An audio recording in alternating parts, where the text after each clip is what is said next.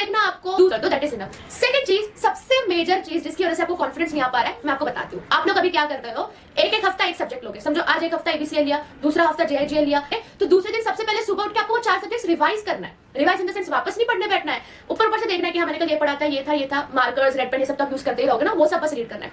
इससे देखना आपको दूसरे दिन सबसे पहले सुबह उठ के आपको वो 4 सब्जेक्ट्स रिवाइज करना है। रिवाइज इन द सेंस वापस नहीं पढ़ने बैठना है, ऊपर से देखना है कि हाँ मैंने कल ये पढ़ा था, ये था, मार्कर्स, रेड पेन, ये सब तो आप यूज करते ही रहोगे ना, वो सब बस रीड करना है। इससे देखना आपको ये ना 99% लोग ये कर रहे हैं, वो ये है कि वो लोग डेली बेसिस पे अपने दोस्तों से बात करते हैं और पूछते हैं कि भाई तेरा कितना सिलेबस हुआ, तेरा कितना पढ़ के हुआ। वो लोग आपसे पूछते हैं तो आप उसका आंसर देते हो कि हाँ मेरा इतना पढ़कर हुआ, मेरा ये हुआ। अब क्या हो रहा है ना, सामने वाला जिसको आप पूछ रहे हो अगर उसका कम पढ़कर हुआ है तो ऐसे में आप एकदम रिलैक्स हो जाओगे, चिल हो जाओगे कि हाँ छोड़ना, वो मेरे पीछे है, आराम से पढ़ते हैं। और दूसरा, अगर उसका सबसे ज्यादा पढ़कर हो गया है, ऐसे सिचुएशन में आपकी लग गई, अब आप एकदम टेंशन में आ गए कि यार शिट, अब उसका तो कितना सारा पढ़कर हो गया, मैं क्या करूं। दोनों ही सिचुएशन में आप अपने रास्ते से भटक गए हो, एंड आप भटक गए हो, इसका मतलब ये कि वापस गोल पर आना बहुत टीडियस प्रोसेस बन जाता है, इसलिए अवॉइड करो यार। देखो मैं आपको एक सिचुएशन बताती हूँ, मतलब क्लासेस में ही 2 फ्रेंड्स थे मेरे, उसमें से वो कर रहा हूँ जिसकी वजह से उसको टेंशन आ गया यार कि ये तो देखो स्मार्ट वाला बंदा कितना पढ़ रहा है, कितना आगे जा रहा है।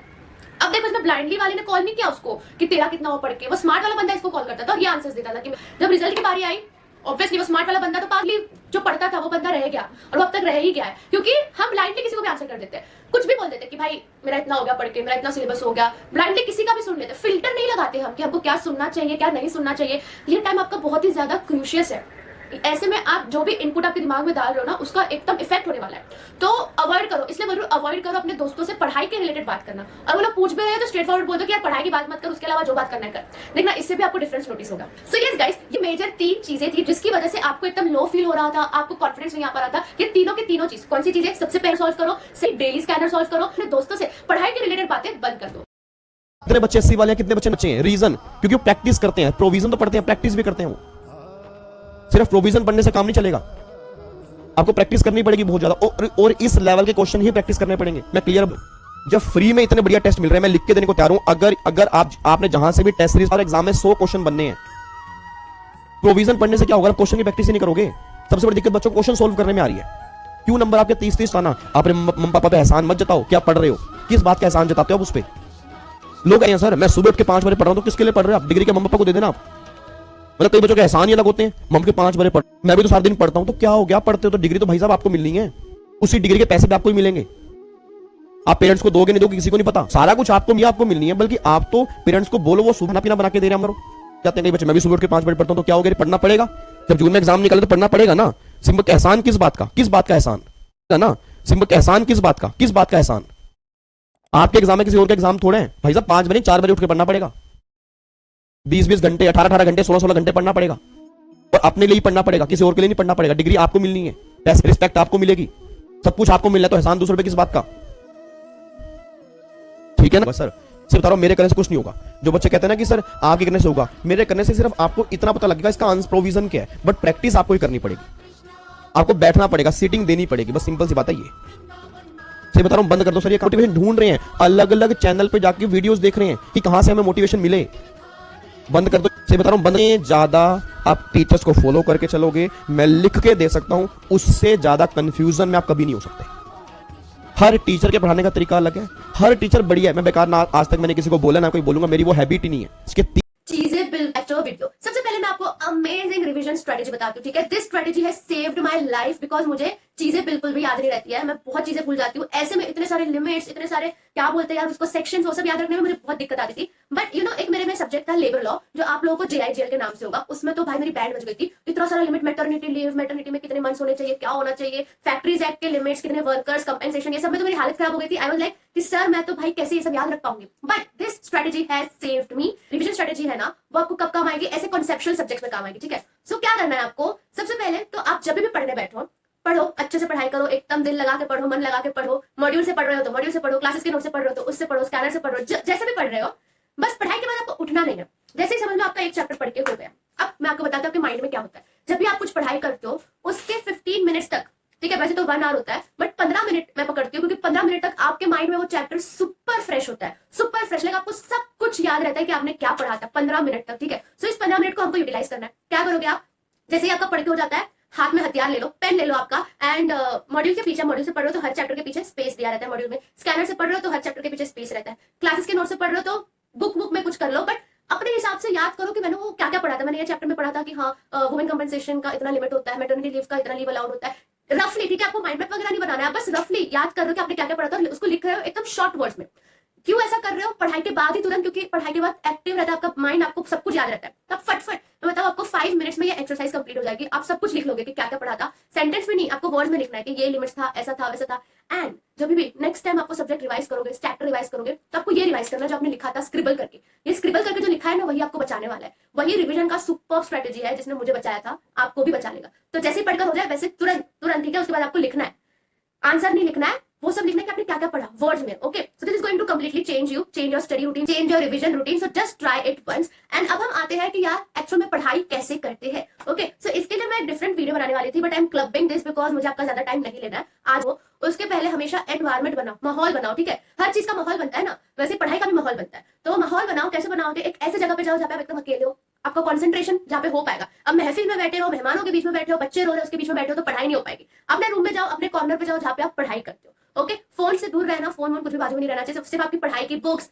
हाइलाइटर्स, पेन, रबर, जो भी आपको रखना है वो सब लेके बैठो एक ही साथ, ताकि आपको उठना ना पड़े। पानी का बॉटल सब कुछ लेके बैठो ताकि किसी भी चीज के लिए आपको उठना ना पड़े। ये बन गया आपका एनवायरमेंट। अब प्लानिंग, प्लानिंग के बिना मत बैठना। प्लान होना चाहिए कि आपको कितना चैप्टर कंप्लीट करना है, क्या क्या पढ़ना है, उस हिसाब से बैठो। थर्ड चीज, जैसे कि मैंने आपको कहा, आपको highlighters, blue pen, black pen, ball pen, red pen, gel pen, सब कुछ लेके बैठना है और उससे आपको हाईलाइट करना है, लिखना है। इससे आपको पढ़ाई में मजा आएगा।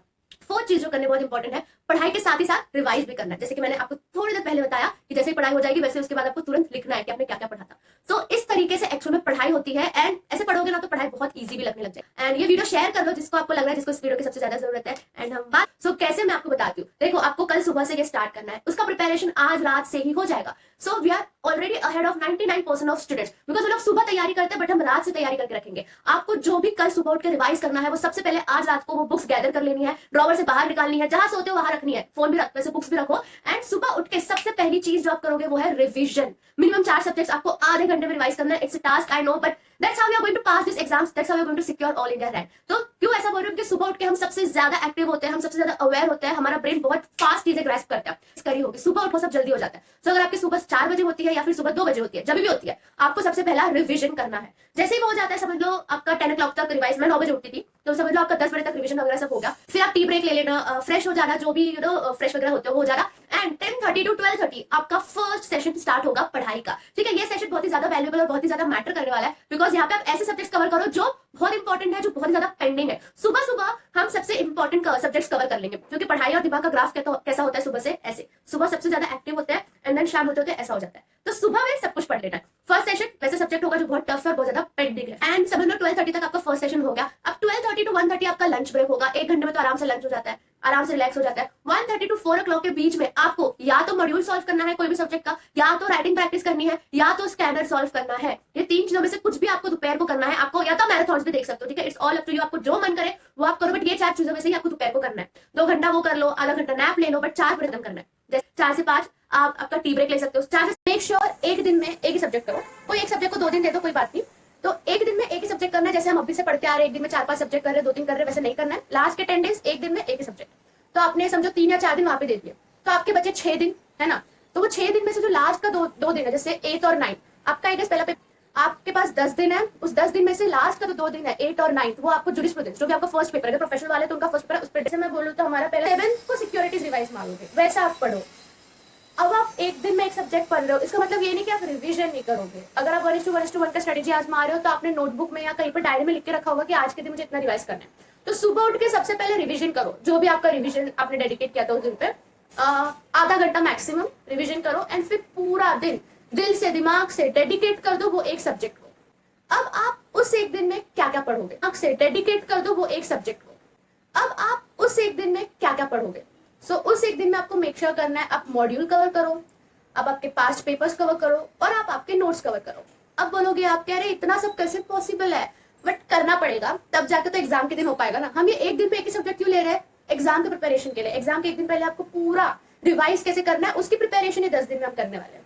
तो इसलिए मैं बोल रही हूँ आपको उस 10 दिन में, एक दिन में ये पूरा कवर करना है। मॉड्यूल 5 पेपर्स हो गया, फिर आप इसके नोट्स हो गए, जो भी कैसे करोगे? तो अब आपके पास अभी प्लानिंग करो, अभी रिवीजन नोट्स बनाओ, अभी डिसाइड करो। हर एक मॉड्यूल तो दिन बचे हैं ना आपके पास, अभी प्लानिंग करो, अभी रिवीजन नोट्स बनाओ, अभी डिसाइड करो हर एक मॉड्यूल का एक एक चैप्टर आप कैसे पढ़ने वाले हो। क्या ये चैप्टर मैं मॉड्यूल से पढ़ने वाला हूँ, क्या ये चैप्टर मैं नोट से पढ़ने वाला हूँ, क्या ये चैप्टर मैं स्कैनर से पढ़ने वाला हूँ। लिख के रख दो कि भाई लास्ट के दिन ये यहाँ से देखना है, ये यहाँ से देखना है। लास्ट के दिन कंफ्यूजन नहीं चाहिए। लास्ट के दिन मत सोचने बैठना कि अरे ये कहाँ से पढ़ूं, वो कहाँ से पढ़ूं। अभी टाइम है, अभी से सब डिसाइड करो कि मैं कैसे कहाँ से पढ़ने वाला हूँ। सोर्सेस रेडी नहीं है तो खुद सोर्सेस बनाओ और चालू हो जाओ अभी से। आपको यही टास्क दे, सोचो कि आपको एग्जाम के लिए प्रिपेयर करना है, ये सोचो कि आपको उस 10 दिन के लिए प्रिपेयर करना है कि आप उस 10 दिन में एक दिन में एक मॉड्यूल कैसे कवर करोगे। उसके लिए अभी से नोट्स और पढ़ना वढ़ना चालू करो और फिर 10 दिन जैसे आएगा वैसे एक एक दिन में देखो आपका कैसे क्विकली सब रिवीजन होता है। और जब रिवीजन होगा ना आपके अंदर से कॉन्फिडेंस आएगा। मुझे आया था, आपको भी आएगा, और वो कॉन्फिडेंस की ही हमें जरूरत है एग्जाम देने के लिए। सो या फॉलो द स्टेप्स एंड जिसने 100% paper pass, paper mind of the examiner, उसे बता देख मैं कितना होशियार हूं। और है ना, फिर है ना प्रायोरिटी में जो सबसे घटिया आता है आंसर वो लास्ट में। और एक चीज सुन लो, never left the paper, never left the paper. अगर तुम्हें एक दो क्वेश्चन नहीं भी आते सबसे लास्ट में टेप दो, कोई आफत नहीं आ रही, मैंने बोर्ड टेप पे भाई, टेंशन मत लो, पास हो जाओगे। और गेटिंग एक चीज बताऊं, एग्जाम में तुम्हें नॉलेज नहीं दिखानी, नॉलेज तो आपको क्लास में दिखती है। एग्जाम में तो तुम्हें पेपर पास करना है, just crack the paper, that's it. आपको और कुछ नहीं करना। मेरी बात समझ आ रही है? अच्छा और सुनो मेरी बात, और सुनो। जब पेपर लिखोगे ना हेलो, तो प्रॉपर हेडिंग होनी चाहिए। अब आप बोलोगे हेडिंग कैसे? मान लो पेपर में क्वेश्चन आ गया, write a short note on, आ गया रैस जुड़ी काटा। अब आप क्या करो, बड़ी गलती जो बच्चा करता है सबसे पहले देखो, रैस जुड़ी काटा, ये पूरी हेडिंग लिखनी है। इसका सेक्शन आता है तो सेक्शन टेपो। समझ आ रही बात? रैस जुड़ी काटा, इसका भाई जो भी बटे सेक्शन, जो भी इसका सेक्शन है वो सेक्शन टेपो इसका। हाँ जी, और उसके बाद पूरा आंसर टेपो अपना। लो बेटा ये होती है हेडिंग, अंडरलाइन करो, हेडिंग को अंडरलाइन करो। बात समझ में आ रही है? ये बहुत जरूरी है। बात समझ में आ रही है? ये बहुत जरूरी है। और तीन अभी बस 2 मिनट और दे दो, बस खत्म करने वाला हूं क्लास की। लिखो पॉइंट 3.4, हेडिंग लिखनी मस्त है बेटा, हेडिंग लिखनी मस्त है, ऑलवेज रिमेंबर दैट। अच्छा एक चीज सुन लो, कोई पेपर में स्केच पेन यूज मत करना, वो अंडरलाइन और वो सजाना दजाना नहीं है। पेपर में पास होना है, सजाना दजाना नहीं है। समझ में आ रही है बात? सेक्शन कोड करने हैं, सेक्शन लिखने हैं, लेकिन अगर सेक्शन नहीं आते तो मत लिखो, कुछ मत लिखो। फिर सेक्शन नहीं आते लिखो कुछ मत लिखो, कुछ जाएंगे वॉच प्लस पेज बच गया है तो क्या आंसर ट्रू यहीं से स्टार्ट करोगे? नो, आंसर 2 यहां से स्टार्ट नहीं करोगे, स्पेस बच गया तो छोड़ दो, आंसर 2 यहां से स्टार्ट करोगे। Fresh answer, fresh page, simple. Yes Nitin कर सकता है। सा तेज नहीं मुझ में, सूरज सा तेज नहीं मुझ में, दीपक सा जलता देखोगे, दीपक सा जलता देखोगे। अपनी हद रोशन करने से तुम मुझको कब तक रोकोगे, अपनी हद रोशन करने से तुम मुझको कब तक रोकोगे। और अब नहीं रुकना है हमें, अब हमें अपना ड्रीम पूरा करना है। एंड हमारा ड्रीम हम इसी अटेम्प्ट में, वो चैप्टर का आपको जहां पर आपका पढ़कर हो चुका है उसके बाद आप स्कैनर सॉल्व कर रहे हो, तो ये तो बहुत ही ज्यादा इजी होगा। क्योंकि यहाँ पे समझो आपका चैप्टर पढ़कर हो चुका है, उसके बाद आप स्कैनर लिए हो, क्वेश्चन देखो, आंसर के ऊपर से हाथ रख लो और खुद सोचो कि इसका आंसर क्या हो सकता है। मैंने पढ़ा था limit 10 crore 100 crore, and then answer देखो। That's it. ऐसे आपको पढ़ना है स्कैनर, अगर आपका वो चैप्टर पढ़कर हो चुका है। यहाँ पे आपको अपने आप को जज करना है कि आपको कितना आता है, एंड देन उसका राइटिंग प्रैक्टिस भी करना है। आपने क्वेश्चन देखा और आप आंसर देख लो, सही है ना, और आंसर राइटिंग करना स्टार्ट कर दो। अगर आप बहुत ही ज्यादा कॉन्फिडेंट हो तो बिना आंसर देखे खुद आंसर लिखना स्टार्ट कर दो, बट स्टार्ट राइटिंग अगर आपको वो चैप्टर का आंसर पता है तो। अब हम आ जाते हैं हमारे दूसरे सिचुएशन में, जिसमें ये सीधा आप स्कैनर से पढ़ रहे हैं। ऐसी भी पढ़ाई होती है जहां कुछ स्कैनर से पढ़ रहे हो, मॉड्यूल क्लासेस के नोट से, एंड इससे भी बच्चे पास होते हैं। ये तो मैं बोलूंगी स्मार्ट स्टडी टेक्निक हो गई, ठीक है। तभी आजमाना जब आपके पास टाइम बहुत कम हो। तो अभी समझो कोई एक चैप्टर है, तो अपन लोगों को कोई भी एक चैप्टर उठा लो। मैं कमिटीज का कॉन्सेप्ट उठा लेती हूँ, ठीक है। आपको कमिटी का सी नहीं पता, कुछ भी नहीं पता। अब आप उसका स्कैनर लिए हो, अब आपको कैसे पढ़ना है? आपको उसका क्वेश्चन देखना है, उसका आंसर भी देखना है। क्वेश्चन आंसर देखो और पढ़ो और उसी में से समझो। एक एक क्वेश्चन, एक एक आंसर जब पढ़ते जाओगे ना, पूरा जब चैप्टर पढ़ के हो जाएगा, आपका 80% चैप्टर पढ़कर हो जाएगा सिर्फ स्कैनर से ही, ठीक है। स्कैनर मतलब क्या होता है? पास्ट पेपर्स, वो भी 10 साल के पास्ट पेपर्स दिए रहते हैं, एंड वो भी चैप्टर वाइज सिस्टमेटिकली अरेंज करके। इसका पूरा फायदा उठाओ। कोई 2-3 चैप्टर है जो आपको बिल्कुल भी नहीं पसंद, तो चैप्टर को स्किप मत करो, बस उसका स्कैनर सॉल्व करके चले जाओ। और इसी तरीके से सॉल्व करना है, क्वेश्चन देखना है और आंसर भी देखना है। आपको आंसर उसी से पढ़ना है कि अच्छा ये क्वेश्चन है कि एनआरसी कमेटी कब फॉर्म होती है। एनआरसी कमेटी फॉर्म होती है जब 10 करोड़ पेड अप है, 100 करोड़ टर्नओवर है, ब्ला ब्ला ब्ला, ठीक है। सो आपने आंसर वैसे ही पढ़ लिया। अब जब आपको एग्जाम में वो क्वेश्चन आएगा तब आपको आंसर वाइज ही याद रहेगा कि अरे हाँ इसका तो ये था। एंड ट्रस्ट मी, एग्जाम में स्कैनर से बहुत सारे क्वेश्चन पूछे जाते हैं, क्योंकि scanner is past papers. So try this hack, and इसी तरीके से एक्चुअल पढ़ाई होती है। जो भी पढ़ रहे हो स्कैनर से, राइटिंग प्रैक्टिस करना बिल्कुल मत भूलना। एंड यस गाइस, हम बहुत ही जल्द मिलेंगे। आई होप ये वीडियो हेल्प, ठीक है। तो आप कोई भी मॉक टेस्ट सॉल्व कर सकते हो, बट मॉक टेस्ट सॉल्व करना यही पर्पस था मेरा बोलने का। अब हम डायरेक्टली वो चैप्टर स्कैनर से पढ़ने वाले हो। ये हो गया दूसरा सिचुएशन। तो ये दो सिचुएशन अलग है और दोनों में ही पढ़ाई भी अलग होती है। अब हम आ जाते हैं जहां पर आपका पढ़कर हो चुका है, उसके बाद आप स्कैनर सॉल्व कर रहे हो, तो ये तो बहुत ही ज्यादा इजी होगा, क्योंकि यहाँ पे क्वेश्चन देखो, आंसर के ऊपर से हाथ रख लो और खुद सोचो कि इसका आंसर क्या हो सकता है। मैंने पढ़ा था limit 10 crore 100 crore and then answer देखो। That's it. ऐसे आपको पढ़ना है स्कैनर, अगर आपका वो चैप्टर पढ़कर हो चुका है। यहाँ पे है कि आपको कितना आता है एंड देन उसका राइटिंग प्रैक्टिस भी करना है। आपने क्वेश्चन देखा और आप आंसर देख लो, सही है ना, और आंसर राइटिंग करना स्टार्ट कर दो। अगर आप बहुत ही ज्यादा कॉन्फिडेंट हो तो बिना आंसर देखे खुद आंसर लिखना स्टार्ट कर दो, बट स्टार्ट राइटिंग अगर आपको वो चैप्टर का आंसर्स पता है तो। अब हम आ जाते हैं हमारे क्लासेस के नोट से कुछ भी नहीं पढ़ रहे एंड इससे भी बच्चे पास होते हैं। ये तो मैं बोलूंगी स्मार्ट स्टडी टेक्निक हो गई, ठीक है, तब भी आजमाना जब आपके पास टाइम बहुत कम हो। उसके बाद एक सब्जेक्ट के बारे में बात करेंगे, मनी लॉन्ड्रिंग वो देखा था, उससे बहुत बेनिफिट हुआ। एक्चुअली क्या होता है कि आपने 1 आवर में पूरा कंप्लीट किया था उस सेशन को, तो उसका एक क्विक रिव्यू मिल गया, घंटे में पूरे आपने को रिवाइज हो चुका था, क्या 1 घंटे में, क्योंकि अगर मैं खुद बैठूंगा कॉपी लेके तो हो ही पाएगा घंटे में। ओके, तो उसके बाद एक सेबी एक्ट 7 बच्चों की पढ़ती है ना, तो मैंने वो चीज मैंने स्टार्ट किया जब आपने 90 मिनट्स का लेक्चर आईसीडीआर था, तो उससे भी बहुत हेल्प मिला, मतलब एग्जाम में, क्योंकि क्या लर्न करना होता है वो चैलेंजिंग होता है ऐसे एक्टिव को, क्योंकि इतने सारे एक्टिव सबको एक साथ लेना, सब कवर करना, तो इससे बहुत बेनिफिट मिला। और क्या मैं क्या करता हूं, लेक्चर देखकर जरा बार-बार, ताकि आपने को क्या माइंड में हिट होता है। तो मतलब ये बात हम लोग अपने ऑडियंस भी कहेंगे कि क्या वो बार-बार लेक्चर देखिए, रिविजन बिल्कुल जितना बार आप देखोगे ना उतना आपको चीजें क्लियर होगी, उतना ज्यादा आपको रिटेंशन पावर मिलेगी। अच्छा, बिल्कुल सही है। अब एक बात, जो बच्चे इससे बहुत बेनिफिट मिला। और क्या मैं क्या करता हूं, लेक्चर देखकर जरा बार-बार, ताकि आपने को क्या माइंड में हिट होता है। तो मतलब ये बात हम लोग अपने ऑडियंस भी कहेंगे कि क्या वो बार-बार लेक्चर देखिए, रिविजन बिल्कुल जितना बार आप देखोगे ना उतना आपको चीजें क्लियर होगी, उतना ज्यादा आपको रिटेंशन पावर मिलेगी। अच्छा, बिल्कुल सही है। अब एक बात, जो बच्चे पैसे चल रहा था और मैं ये टाइम टेबल मेरा हमेशा फिक्स था, ये टाइम टेबल कितने मॉक टेस्ट दिए थे, मतलब एक या दो कितने दिए थे, ये डिपेंड करता था सब्जेक्ट पे, जिससे ज्यादा डर लगता था, जैसे इसका में इसका ऑडिटी में डर लगता है तो ज्यादा टेस्ट इसका 3 या 4 दिए, और एफआर में से तो मतलब हमारा तो जो स्टूडेंट का मानना है जो सब्जेक्ट से डर लगता है उनके टेस्ट ही नहीं देते नहीं, इसीलिए वहां पे फेल होते हैं। मतलब पीपल ना जिस चीज से अफ्रेड होते हैं उसका पढ़ाई नहीं करते हैं, ये this is not the way you should go for.